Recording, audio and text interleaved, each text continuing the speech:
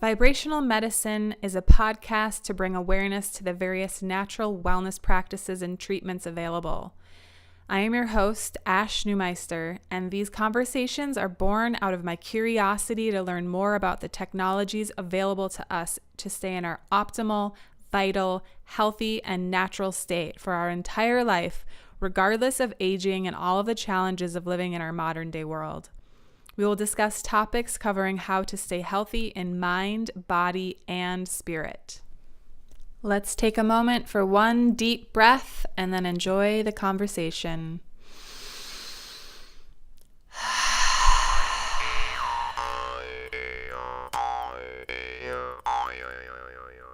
On this episode of Vibrational Medicine, I have a conversation with my longtime friend and collaborator, Torkom Ji. He is a Los Angeles-based sound healer and has developed his own version of sound healing called Quantum Harmonix. We get into discussing what that is, how it's made such an impact on many different kinds of people, including children, and his own personal journey with really discovering this particular modality. Please join us for this conversation and diving a little bit deeper into an aspect of one of the most powerful healing modalities, which is sound. If you find value in this conversation, please share it and leave us a comment. I do read them all, so thank you so much and enjoy the conversation. Hello, everyone. So today I'm super stoked to be interviewing my dear friend and collaborator, Torkom Ji. And he is another sound healer that is really doing some awesome things out in the world with a version of sound healing that he's actually created himself and called Quantum Harmonix. And we're going to get into that a little bit. And really is making some headway in doing lots of research even on how this is really impacting the world and how it can help in different ways. So welcome, Torkom. Hello. Hi, everybody. Nice to be with you. Mm-hmm. So I'd love to just have you dive in a little bit to share, kind of your path on how you found sound healing and how it supported you in your own life, and then how that really evolved into what you're sharing now. Just a little bit about your backstory. Awesome. So, where to start? As a kid, I was a really, really all over the place kid. I was climbing everything. I was getting into everything. And I was probably a lot of fun to hang out with, but not if you were necessarily the parents of the kid, maybe. Yeah. Because I would always help push people, not into risky, dangerous stuff, but help have fun and do something that no one would have done without. And so I guess it really started from an inquisitiveness and creativity and just a lot of energy as a kid, which evolved into middle school. I was trying different things that I wanted to kind of explore, and skateboarding was the first thing. So in sixth grade, I really started skating more, and I met some friends, some skater kids, not the best kids, but with that being said, I was in a new school, so I needed something to do, something to relate with others around. And after a couple of years of skating and picking up a lot of bruises and really trying some stuff that I probably shouldn't have been trying on a skateboard, I asked my dad for a guitar lesson. And my dad's been a musician my whole life. And so in eighth grade, I learned guitar. And within a couple months, I was playing Metallica. That was the only song I ever learned how to play on the guitar, was 2 different Metallica songs. It's pretty much the standard, the bread and butter. Yeah, that's hilarious. So that led to, really after that, everything changed. My creative artist brain really fired off. And you ever see those commercials? They're like, music is good for this, and music will help your children with that. And, or an ad or something relating to the impact of music from an early age. And that was totally true for me. It totally gave me an access point into a whole nother reality of expressing myself. But also I remember there would be times where I'd be playing guitar and recording some riffs and adding some leads and really hearing the music come alive. And I remember I would start to get emotional.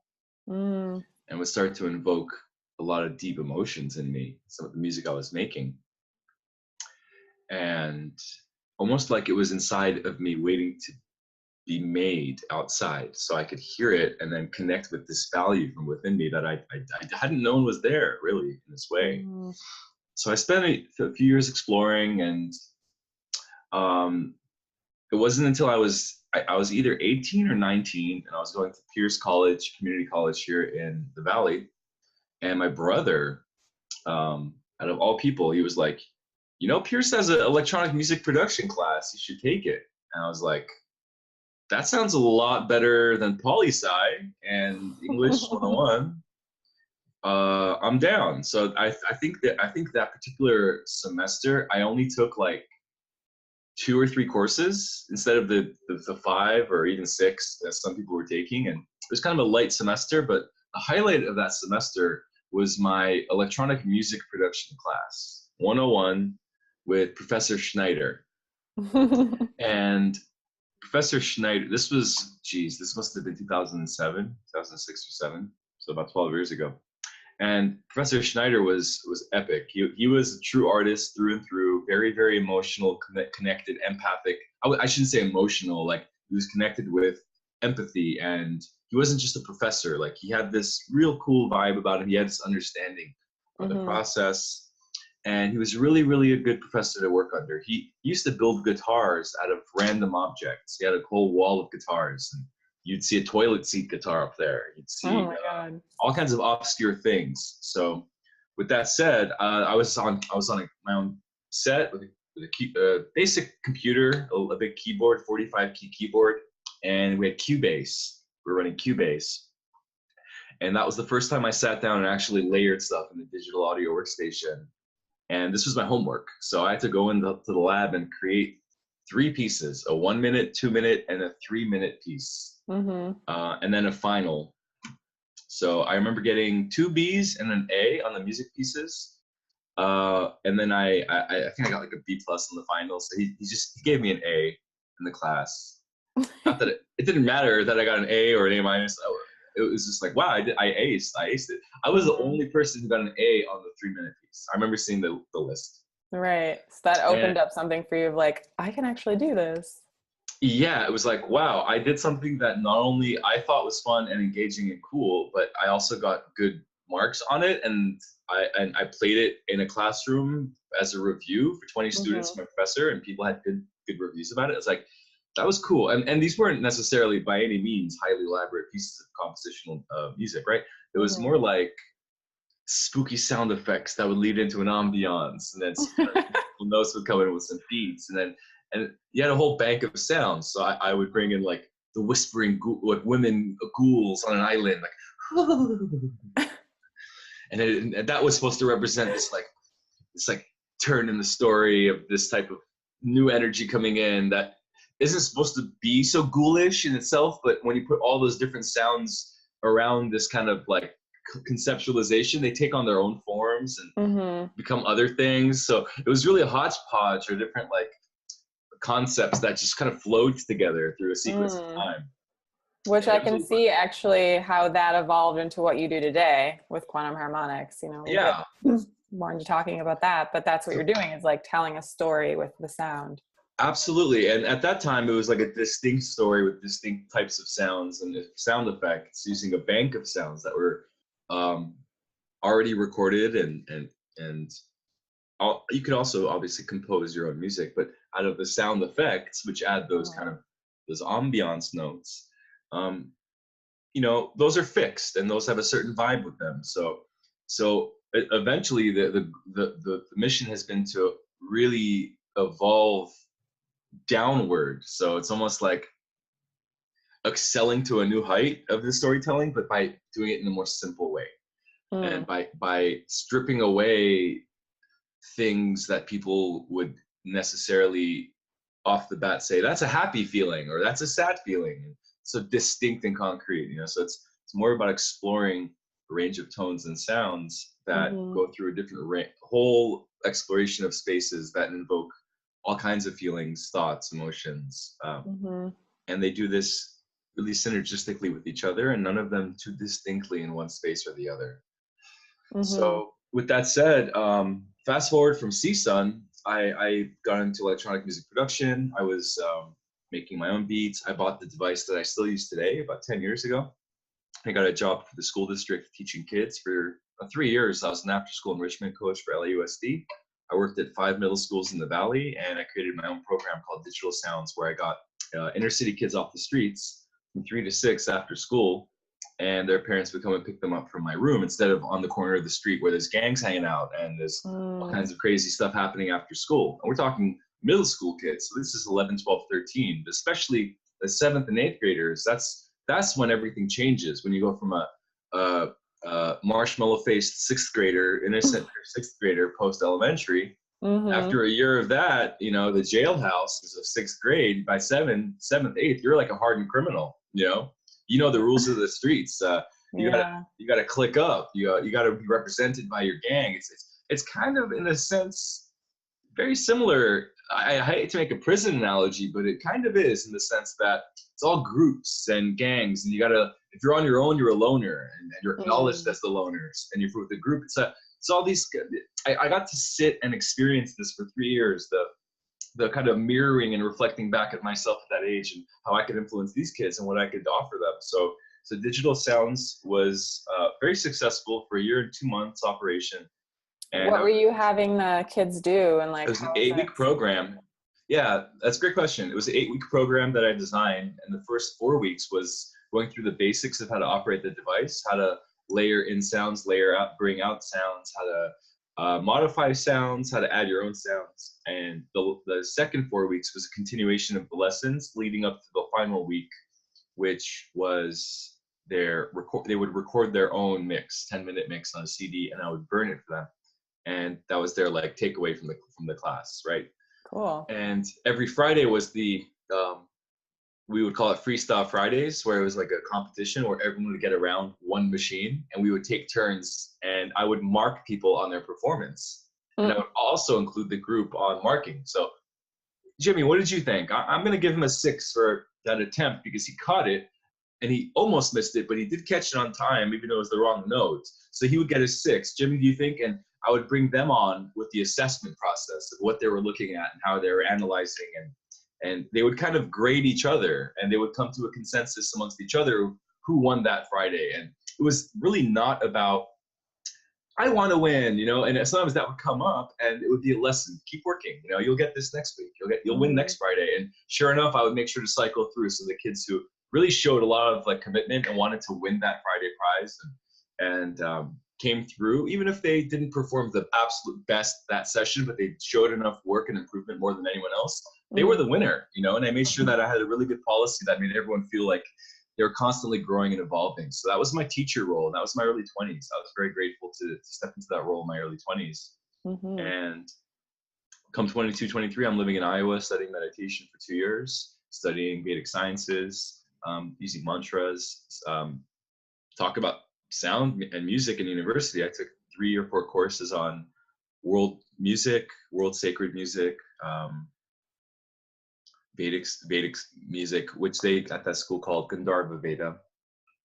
But Indian classical music and the effect of mantras, the effect of tones, the effect of Sanskrit as a language on the physiology, on the brain, and how certain sounds can actually influence and affect your mind state, but also literally down to the neural charge in the brain, the neural feedback, the neural response taking place in the brain while using these languages, and how that's measurable through an EEG. So that's when it really occurred to me, like, wow, everything I've been building up towards is leading me somewhere with this. And that's really what birthed Quantum Harmonix. It was January of 2012 when it was founded, and yeah, it really started innocently as a Sunday meetup. So it was a community call. Hey, we're all meditators. Let's just meet up on Sundays. And it was donation based. And I did that for 6 months. The first few sessions, I had like 18 cents or $3. And then after a few months, I was getting some support. Like, oh, I have $20 in this donation jar. This is cool. I could put half a tank of gas or a quarter tank and get some food. Yeah. Yeah. So what, go ahead. Do you want to finish? Yeah, it's just that's really where it started and how it became refined. I did it 4 times a month for 6 months, like the first 6 months, boom. And I came back summer of 2012 back to LA, and I never went back to that university. So I've been here since, building and developing it. So amazing.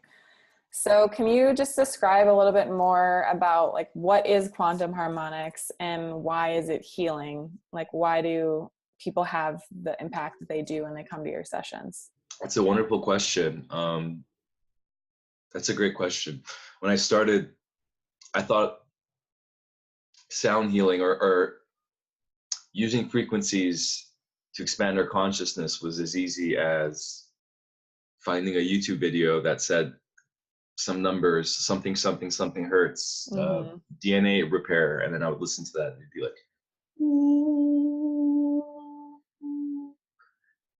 what is that doing to me? Like, I would try to tune into it, and a lot of times I would find a lot of peace in some of those tracks, but it really led me on this track of thinking that, oh, so there's a quality in hitting a specific frequency that has some kind of effect on the body. So that's where it started. And fast forward all these years later, and it's not the case. I've come to learn, actually. There's a lot more going on. The quality of the frequency is one component to it, but there's also the movement of the sounds. There's the space between the sounds. There's down to the volume of the sounds for the given space that you're working with. There's a range. All of these different categories have a range that is the optimal space to have the level, whether that's the volume or the pace or the rate. So it's been, when I say 7 years, Quantum Harmonix turns 6 in January, but 7 years would really bring into account that all the research and the work that went into developing this was really started before it was actually created. It was my own meditation daily, 20 minutes twice a day, and going very deep with that practice as to learn the really subtle nuances of consciousness and how consciousness can shift and how you can find yourself in new states of awareness by simply allowing transcendence to take place within. And there's either mantras or techniques, different ways to achieve this that have been passed down over the ages. But it was immediately interesting and occurred to me that sound can fill in the gap, can replace in some sense the requirement or need for a mantra or a technique or a teacher, or even something like a guided meditation that's walking you through an experience. And instead the sound can be that thing. And all one has to do is surrender to the sound current. So it's been a learning. And the first few times, I remember the first session I did with a group of 30 people in my house in Iowa, which my rent was $365 a month in a sublet, a 2.5 bedroom sublet with 2 other roommates, split 3 ways. So that was our rent in Iowa in 2011-12, which enabled us to have a really cool space that we could host our events and gatherings. And so the first time I did the session there on a Sunday, I remember that everyone was so in a space of Zen and meditating, but I was like in my head the whole time, like, what am I going to do next? What am I going to bring? So this was the first attempts of cracking through that intuitive dialogue process with the subtle energy of the room and my ability to feel in and hear what either needed to be raised or lowered or expanded or compressed. And that is, I would say, where the healing comes from in sound healing, is the practitioner's own ability to understand the mechanics, the sciences, the physics of collective consciousness, or even just consciousness, and how it is like a sponge and it's malleable and it can be worked with. And it doesn't take hours. It can take as short a time as 10-15 minutes. You can have someone in a very, very, very deep and relaxed space where the brain waves are not on an alpha, 14 cycles per second. It's lowered kind of down to the theta levels, 7 hertz, 8 hertz. Mm-hmm. And in that space, there's not only less neural activity taking place on a physical level, but there's actually more of a holistic kind of activation of the brain happening when you're in a deep meditation. The brain actually fires off, even though there's less activity. That's one of the mysteries about it, is how and why is that occurring?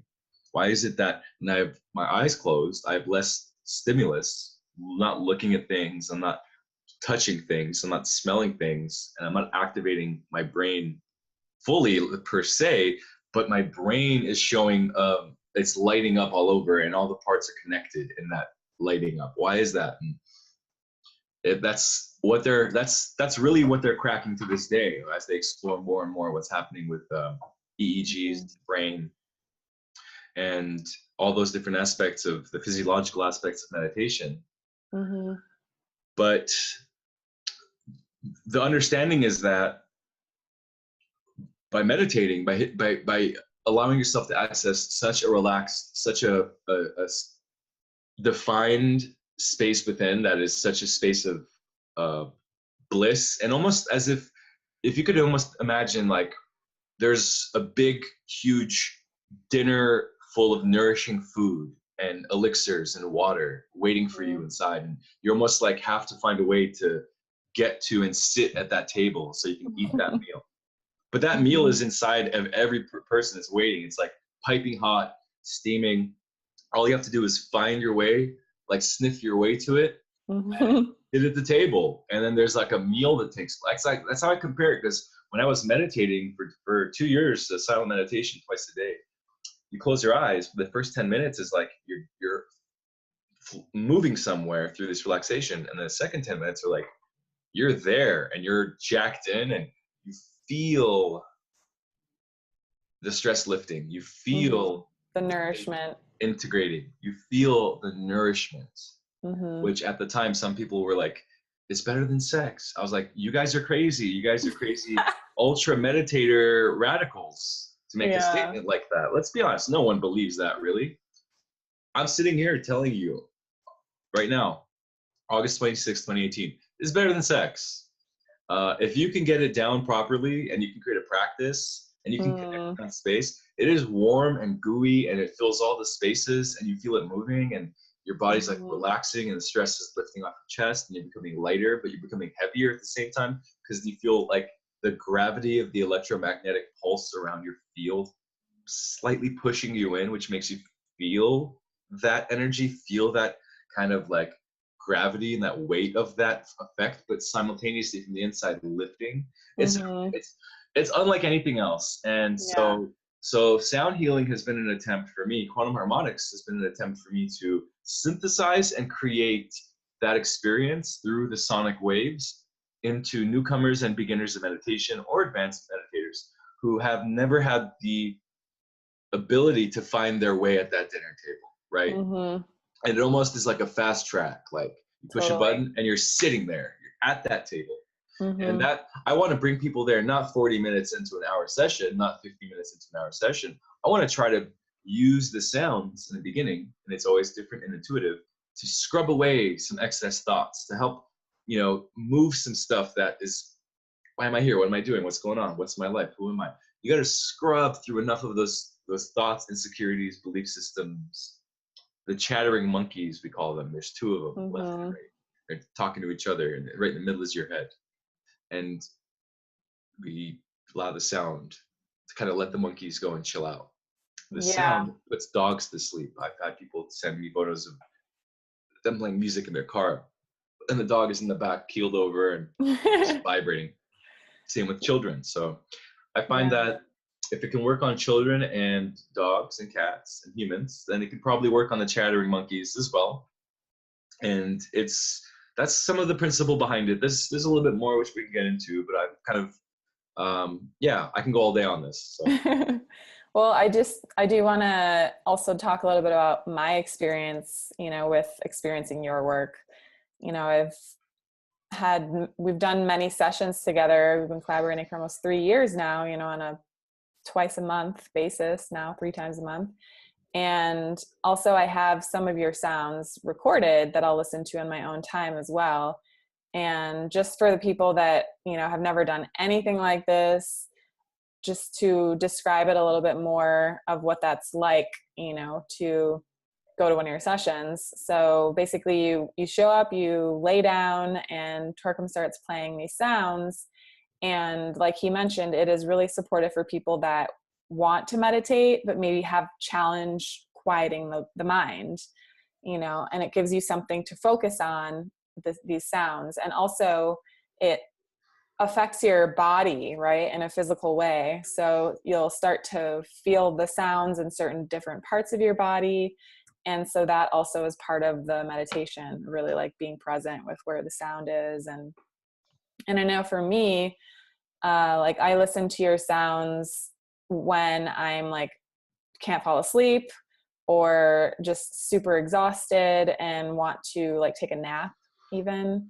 Also, if I'm really stressed out and just need support with like calming my mind, it's a great time. And then even if I'm not feeling well, you know, or like if I have cramps too is another big one for all the ladies.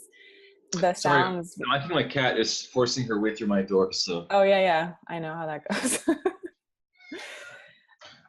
I'd rather Yeah, not be the enemy of the hour by not allowing access. right.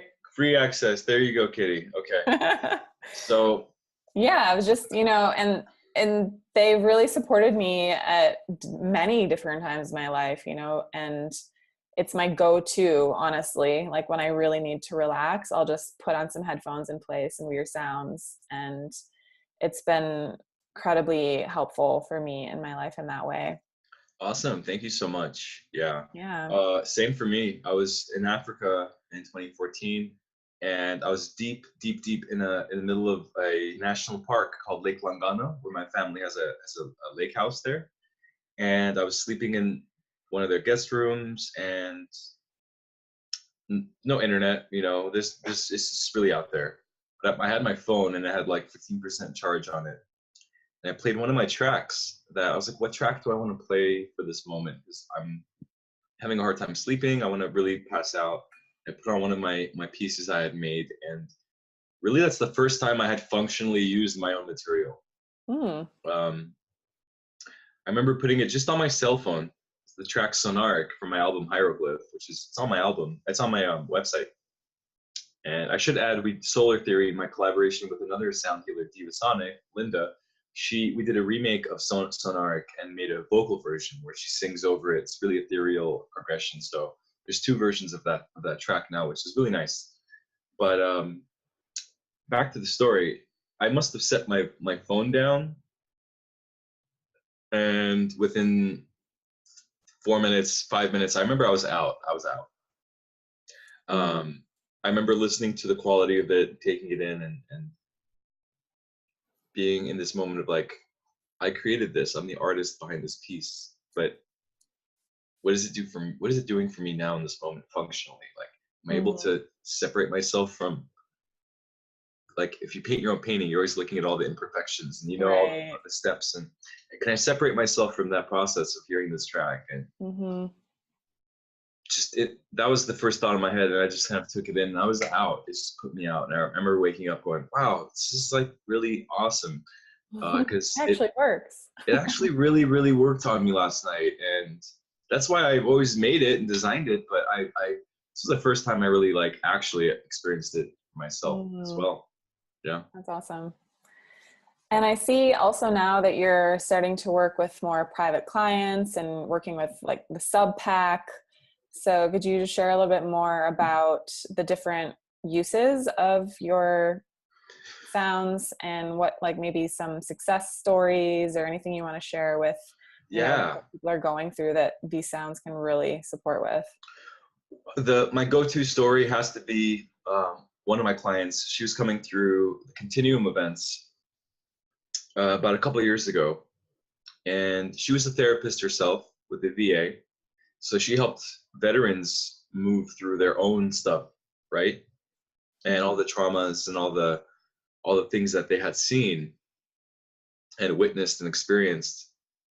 And So on one side, there's all of their suffering. On the other side, there's her absorbing all of that suffering, right? As her career, as a day in, day out job.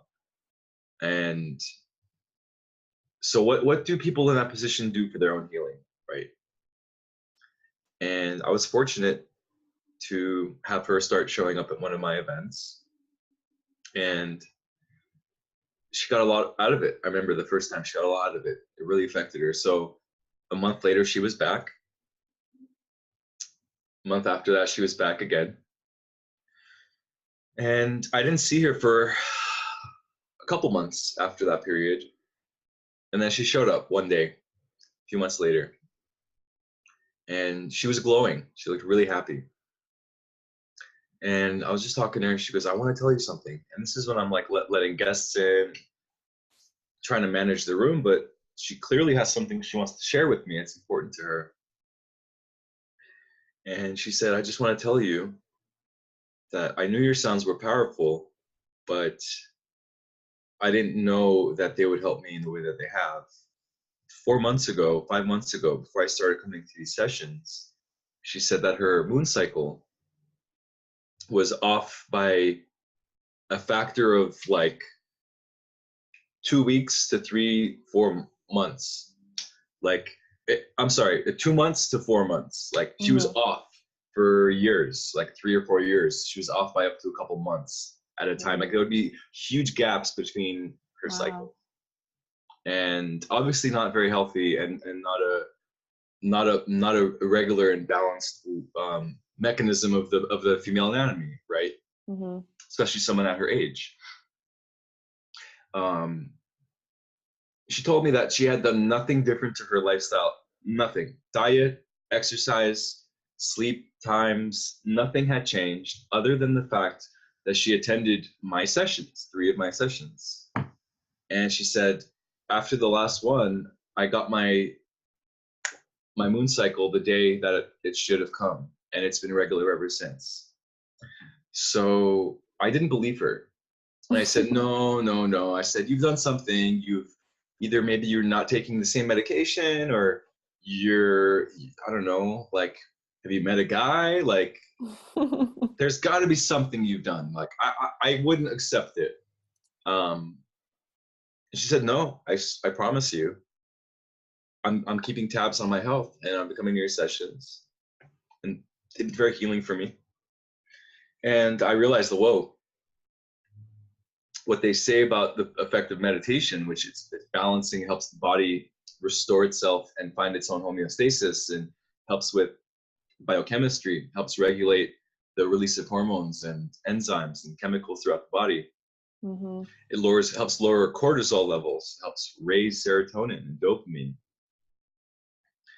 So in a moment, I was like, wow, I had a whole visual of what was happening here on a chemistry level, almost like these sounds are helping the body take the effects of meditation and scale them up, and within an hour, highly restore and balance some of these chemicals. And like, as I mentioned, cortisol being a huge inhibitor of many other processes. When you have your cortisol levels too high, it affects the release of serotonin. It can affect your moon cycle. It can affect your mood. It can affect your sleep.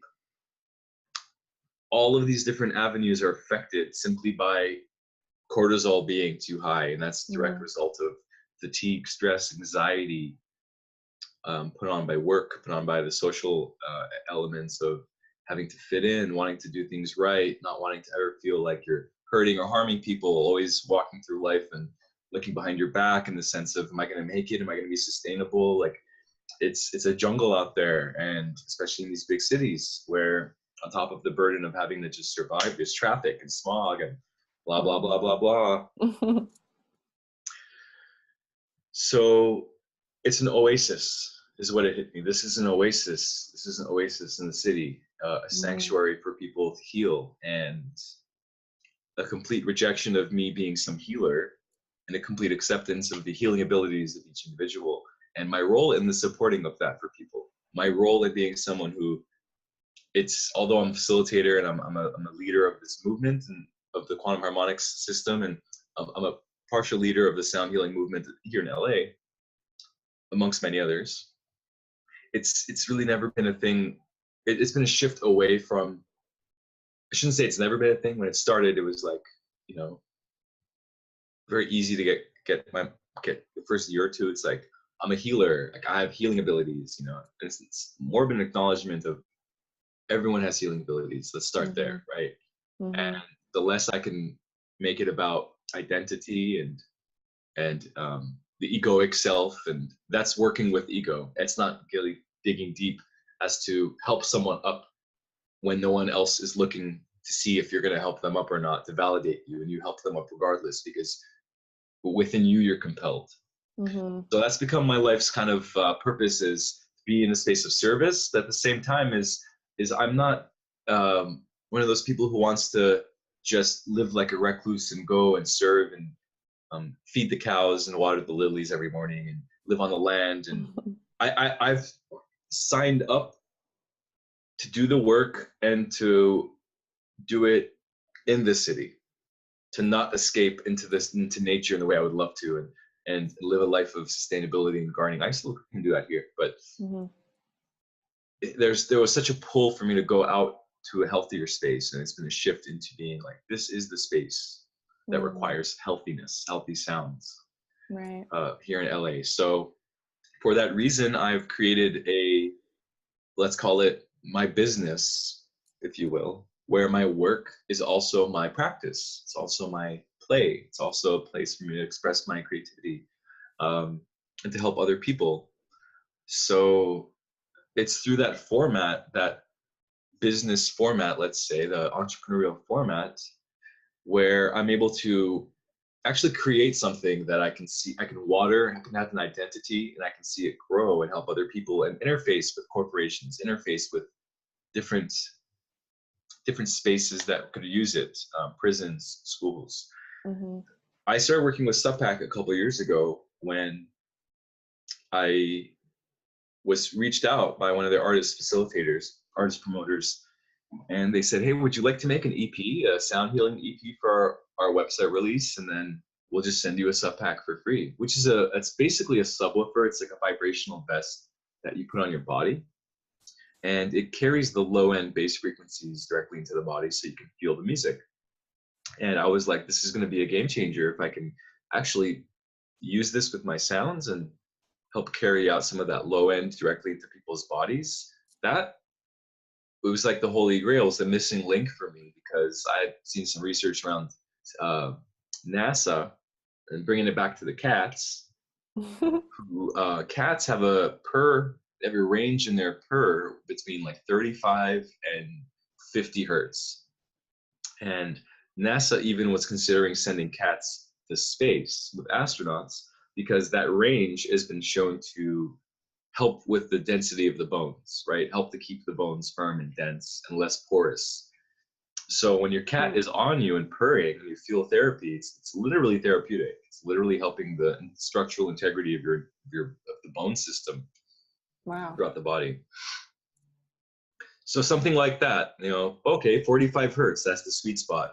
I can hold that down, and the room can fill with subwoofer, or I could have a Subpack on your body, and you can literally have that transmitted directly into your body through your back.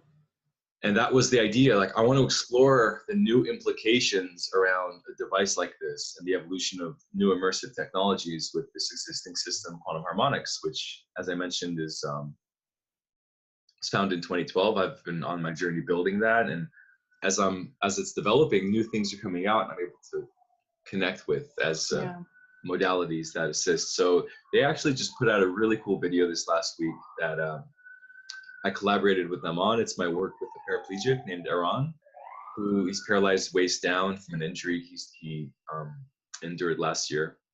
And just doing some sound sessions with him, he was like, man, I'm at the gym, I can stand up, I feel better, I have my balance is in place, I have no pain in my body. Like, just hearing even those testimonials from him an hour after we did a session was like, yes, this is awesome. Like this is a non-invasive, non-drug, non-surgical system that can really, really help bring a higher standard of quality to people's lives across a whole gamut of illnesses, ailments, even people who are just healthy. It could help optimize the life, right? So Right. that's on their new website platform, healthandbase.com, if anyone wants to check it out. Maybe you can also link it, Ash. Yeah, can put it in the notes.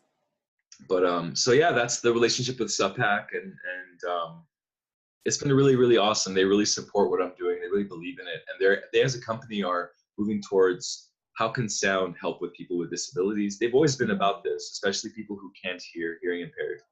So that's another interest of mine is making these experiences accessible to people who either prior couldn't have access or have difficulty accessing these types of experiences. It makes it a lot easier. Yeah. Yeah, I love that this whole field of sound healing is gaining in credibility, but it's still very unresearched and unknown, the actual, concrete scientific evidence. This is what happens. And so it's these anecdotes, of how people experience this work are really powerful because we don't even understand the capability yet of what's possible with it, and so when people give us the feedback, that's when you start to really get an understanding of the scope of the power of this work, and what a kind of an impact it really can make on people's lives.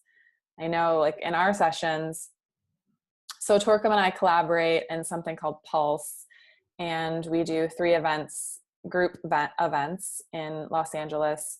And it's a combination of breath work and sound healing. So I'll facilitate the first portion of the transformational breath work, and then we'll move directly into the sound healing with Torkom sounds. And we have, people that come consistently and regularly. And, I know one person I'm thinking of in particular that he was told that he needed to get surgery on his shoulder, that it was torn and that he was never going to have full range of motion, but he really didn't want to have to get surgery. He didn't want to get cut open. So he was like, well, I'll just try the sound healing thing. And was going around to different sound healings around the city. And he was consistently coming just once a month to our sessions. And every time that we would see him, his range of motion was increasing. Who's this? It's the brother and sister that used to come all the time to our sessions. Oh yeah, that's awesome. Yeah, and he he was so excited, because he was like, I don't think I'm going to have to actually get surgery. Like, it keeps improving. Wow. Yeah. Yeah, and that's, once again, it's a testament to the body's own ability to heal itself. Exactly. If you can really support the body, and supporting the body isn't just, like, don't use that arm very much and sleep on time. Like, that's the standard. You should be doing those things. Supporting the body is also like, how can I help facilitate a deeper healing, a deeper awakening of my body's own innate ability to understand itself and heal itself? That's another level, right? So just simply being passive, yes, the body will heal itself. You could also connect with that value and expedite the process and bring focus to the process. And that's, right. I think, a part of what this does is it creates like a laser, inward laser precision of your mind's ability to scan and find and bring energy and movement and blood and facilitate an expedited healing for the whole self. Totally. Yeah, I think that's why we really connected originally when we were creating Pulse, because we both see that that's ultimately what we're doing as just facilitators of creating this space for people, for their body and mind to get back into its natural state. Like getting out of that fight or flight mode. You're really working with your nervous system too, to bring in that rest and relaxation. And, people will fall asleep sometimes during our sessions, which is totally natural. It just is getting your body into that place where it can actually have deep rest, and so I think that it's so powerful for people to have these experiences and access to these experiences to really give your body and mind the proper amount of rest and relaxation. It's like, that's why we always talk about it as being a practice. It's not something you just do one time. It's about coming back to that place of natural well-being, and I like to say that at our sessions all the time, like at the end, everyone's like so relaxed and like blissed out. And I'm like, welcome to your natural state. Like this is how we're supposed to be all the time. And we don't realize it because we get so far away from it for so long. We just, our days keep going, we keep working, we have responsibilities, and people have expectations of us and all these things. It's a go, go, go of life. And if you don't have a consistent meditation practice or something that brings you back to calm you down into that natural state, that's when you start to build up these discomforts and, dis-ease and repeating patterns and the monkey mind, all these things. It's like that will keep going if you don't do something to bring it back to that natural, calm state of rest and relaxation. Yeah, it has to be integrated. This is people miss this most of the time with meditation. It's not just meditate and then open your eyes and, oh, I'm done, on with my day. It's actually meditate, integrate. Meditate 20 minutes, lie down for 10 minutes after. Change your posture, lie down. And even though you're lying down, which assumes you're going to go to sleep, if you do go to sleep, that's fine too. But when you lie down, it's less of like, I'm seated and I'm like in this thing and my structure is aligned and I'm vertical and I'm like really in it. When you lie down, it becomes passive, and it actually allows you to integrate and fully lock in that space, that awareness throughout the body. And then from a lying down, you can just get up and go on your way. And it's very important to include that space after we do this transformative work, which is why we start and end our events. And I've been doing this with my events for a while, where we have to include the space before and after for people to feel that contrast, and also to allow it to go where it needs to without any sound, without any sensory input, as to do something with it, to integrate it. And that's just the beginning of integration. Really, integration ends when you act from a place of that newfound wisdom, that newfound level of thinking and connecting around the world. Once that's been really fully processed, and then a decision comes up or a moment where you act from that space, that completes the integration of the whole purpose. That's when it actually is working out of you now naturally. Right. And that's why meditation, people say all the time, when I learned meditation, I made $500,000 within a year. I met my wife, I got a new job, I built my first house, I had 3 kids. I got fired when I learned meditation, and I found my new job, which is the best job ever. I've heard this so many times, and it's like, is it magic? Is Harry Potter, or is there some kind of character behind the veil who's like making magical spells occur that we're not? Is there a magical Wizard of Oz behind a veil somewhere doing this? I don't think so.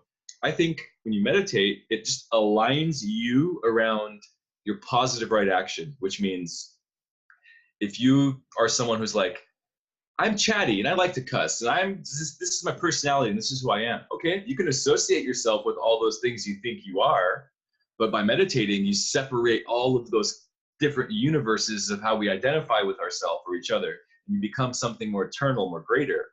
And when you act from that space, then you're going to make different decisions. You're going to speak differently to people. You're going to be perceived in a different light from people. And if that's not how you've been functioning, and you haven't been getting the job interviews going where you want them, or that raise, or you haven't found a partner, or your friends are giving you a hard time, or whatever, and you disappear for 2-3 months to meditate, and you allow that positive right action to correct itself, innate knowing from within, a natural intelligence. This is why it's effortless. It doesn't take you having to say, I'm this and that, I want to change. Change it. I'm changing. I'm going to change myself. I'm going to force myself to change. Instead, it's like, these are the qualities I have by meditating. If it's too sharp, the meditation will just blunt it and it'll make it round. And if it's way too round, the meditation will help make it a little bit more of a tip instead of being so wide. And it has a self-regulating property where it'll take anything that's either too sharp or too blunt, and it'll bring it to a place where it's a perfect curve. It's a good metaphor, because things can bounce off. You can work around. You can work with. But something that's sharp is defined. Mm-hmm. And we, in our waking self, are sharp people, sharp identities, Mm. sharp desires. I need that nicotine now. I need that sex now. I need that chocolate. I need whatever it is that is gonna Mm-hmm. give me what I'm deep down feeling compelled to seek and include within my body's chemistry and my mind. I just need to consume this thing. Meditate on it 20 minutes. Close your eyes. A Mm. lot of when people start meditating, their desires diminish largely. Mm-hmm. Their imbalanced desires, I should state. And Right. depending on how much you meditate, it can knock off all your desires, including your career, your whatever. And that's not Mm-hmm. because it is there to demolish the things, the good things you have going for you. Those things that you think are you have going for you might change under the lens of introspection and meditation and the way in which you allow a process to redirect where it is you're coming from and seeing from, as to say, I need radical changes in my life in order for me to step into the next version of myself. Mm-hmm. So it's also a vehicle to bring you to your most current self, not your outdated self, not working from last year, last week. It's a Mm-hmm. vehicle to bring you into your version of tomorrow before tomorrow's here. It's almost like prep work. If Mm. you were to do that prep work on Sunday night and you go Monday and you got that homework, you got Monday night's homework ready because your teacher's like, Monday night's homework, Sunday night, guys, and no one does it. Everyone's like, Sunday, but you do it. You go to class and she's like, anyone do the prep work? Just curious. And you're like, I did. I'm ready. You Mm-hmm. know, that's what it's the prep work. Mm. It's the space and time that you create for yourself that puts you ahead of everyone tomorrow. And Mm. not that it's competition, you're not competing with everyone else, Right. but on some sense you are, you know, in some sense it's also like I think everyone wants to be the best version of themselves. We Yeah. compare ourselves to each other, and you don't have to compete with others for you to step into your best. All you have to do is judge your metric off of who you used to be. Right. I love that way of Yeah, thinking of it. yeah. I heard a quote recently, actually. This is the last thing I'll say on this is stop comparing yourself to other people at their best and compare yourself to yourself at your worst. Mm.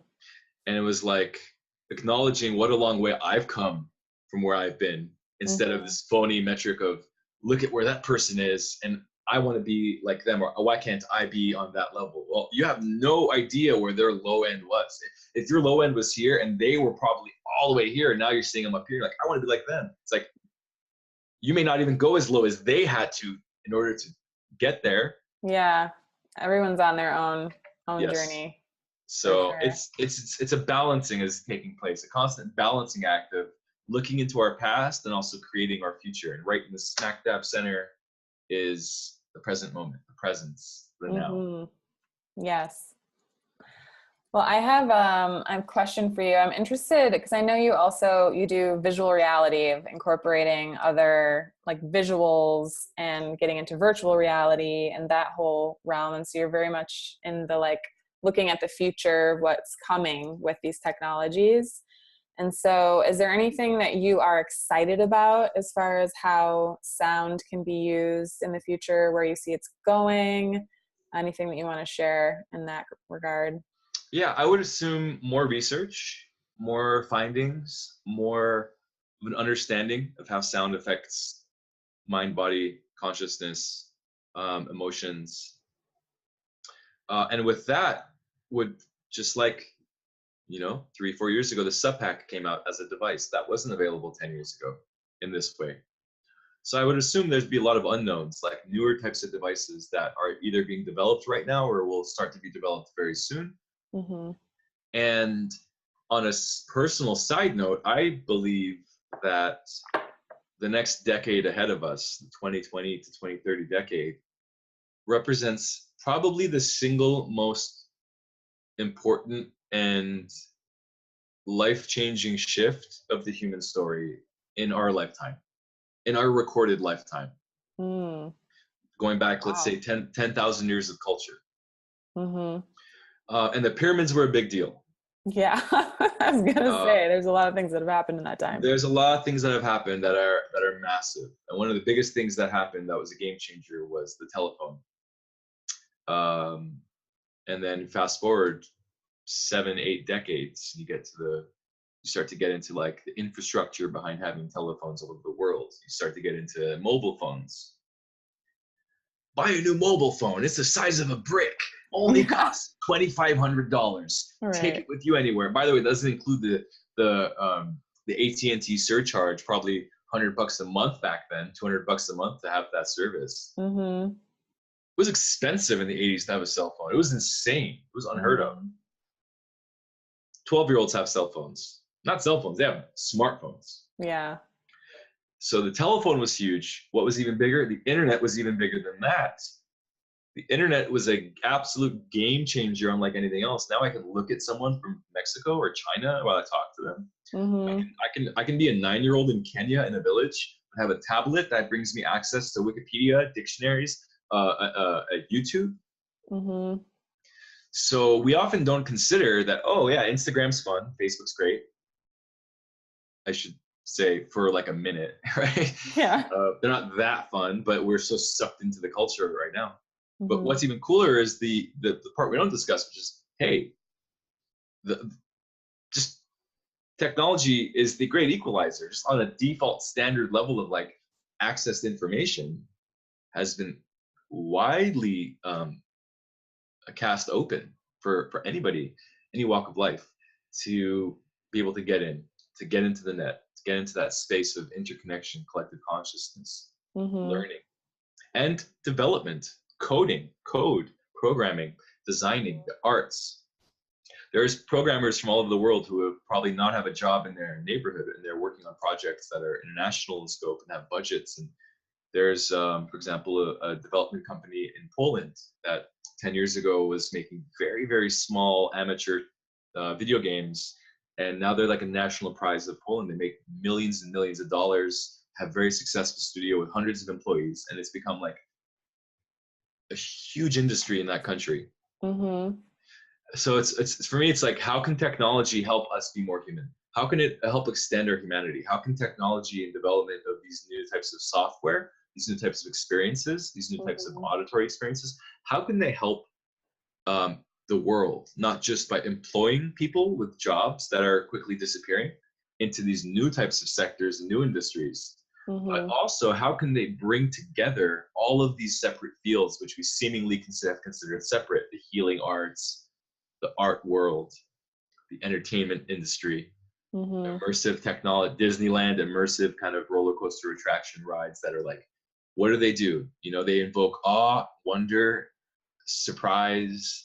Whether you're 10 or you're 30 and you go to a Disneyland ride, you're like, oh, wow, like the magic creeps in and you have this state of awe. It takes you out of your day-to-day.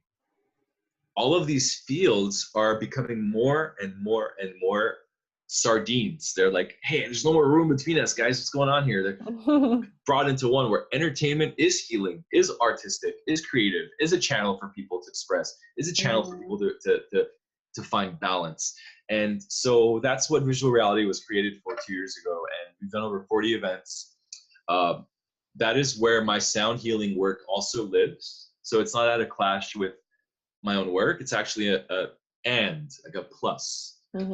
So it's another venue for me to share my work and also explore how it interfaces with things that you mentioned, like visuals.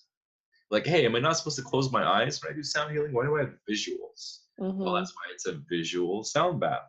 And that's why I do about 7 or 8 sound baths a month, but I do only 1 visual sound bath a month. Because it's not necessarily a replacement. It's not meant to just replace all sound baths. It's a new form of meditation that includes live geometric visuals and fractals, shapes, and symbols that are corresponding and being woven in real time from Michael Strauss, the DJ, with my sounds being woven and sculpting the narrative for the visuals at the same time, in real time. So we don't have a script we work off of. It's all kind of on the cuff, and we're constantly looking and feeding off each other. So it's been very, very, very fun, and it's been a hit. People really enjoy it, and I have to be honest, it's a little bit different. It's hard to just go from regular sound baths and to do the visual sound bath and be like, oh, it's not the same thing. Well, it's not the same thing. It's more of an open-eyed activation. It's more of like an active, mindful You're taking in the shapes, you're taking in the sounds, and it's more of a mindful type of experience. And so yeah, that's been that exploration, and from there you can just keep evolving it. You can bring in the sub pack so people can feel. You can bring in essential oils so people can smell, and really start to play with this multi-sensory and immersive component to how we find healing. Right. Awesome. I love that. I just had an idea of something that I know there's parts of this technology that already exist, but something that would be really cool. You know, they have those like voice readers. So you speak into this technology and it will tell you the frequencies that are coming out of your voice to actually show like which frequencies you have in excess and which ones are lacking. And, you know, you can get a readout basically of like what's going on with your frequencies within your body just through the reading of your voice. And so what if we all had this like app that you just like talked into, and it would do that, and then you'd hit a button and it would create sounds like what are similar to yours that would balance out those frequencies. So it would be like a curated custom like sound healing for you in that moment. So yeah, and you could even choose like, I need this to be relaxing, or I need some rejuvenation, even or with like the vitality. EEGs, they're coming out with these headbands, the Muse headband that you put on the head. Those will get more developed, and that, in essence, imagine what the example you mentioned. Imagine just wearing a headband and it plays sounds out of the headphones that it automatically knows are balancing what it's perceiving from your neural feedback in your brain. So it's like, and that's the part of the future is machine learning, artificial intelligence. There's already over 1,000 types of artificial intelligence species. They call them species. And a few years ago, there was only 100 or so. Now there's over 1,000. They're replicating and they're getting smarter. And machine learning is, you take a big company that has vast computers and they crunch data and processes day in, day out, every day. While you go to work and sleep and do this and do that and eat food and build your life, there's machines that are rebuilding models of structures and faces and houses off of prior experience of what they think that should look like, and tracing it and filling in the gaps. It's like, how did the machine know what the second half of the building looked like? That's the idea. It's been through the process so many times. It fills in what it thinks should be in the image, and it can make a 1-story tall, like a 3-story tall building, a little apartment. It can make it like a wide structural version, like a wide 30 room manor out of the same tower. And it could build that construct. How? Because it's all math ultimately, but it's also experience. That's why the machines are useful, because when you use machine learning, it's not learning from the day that you implement it on. It's already been learning. These companies have been using these systems for years. So when we step into this level of machine learning, the artificial intelligence of the very near future, you as an artist can have an idea and can tell the machine what your idea is, and the machine can say, oh yeah, you need this, that, and the other to sound like this and to look like that? No problem. Boom. And it will create those things for us instead of us having to go and by hand create something. Right. In a machine learning world, you can tell a computer, I need a scene that has grass, is peaceful on the top of a mountain with a sunset kind of sky situation, with peaceful music that is relaxing and ethereal. And I want to sit on a bench. In essence, it will reproduce that environment for you, specifically for you. And so you're meaning like putting on the goggles and you actually go into this space, and that would be in a virtual reality medium, which, or it would also be augmented reality. So there's two reality shifts, or I should say 3, but virtual and augmented reality are the main ones. And this mixed reality, which is like a mix between the real world and the virtual world. Sometimes you see that with a green screen when someone has a headset and they look like they're in the game world, but you see them physically. That's because there's a green screen, and that's mixing the realities of real and virtual. And that will be a thing too. But augmented reality is going to be more accessible. So that'll be something like goggles, or your Apple is going to be putting things out, the new phones, and their new headsets and goggles, which Mm-hmm. don't take you out of the physical world. They add on layers. So if you look at your wall, you'll see a painting there that when you take the goggles off, there's no painting there. But when you put them on, there's a painting. Or there's a TV, you can watch YouTube with your friends on your wall. If they put on the goggles too, you can all watch a YouTube video together. But if you take it off, it's just your wall again. So that level of augmented reality is where I think also you're going to see a lot of development. But it's all designed, what's it for? It's to extend our ability to communicate, create, inspire ourselves and each other, ultimately.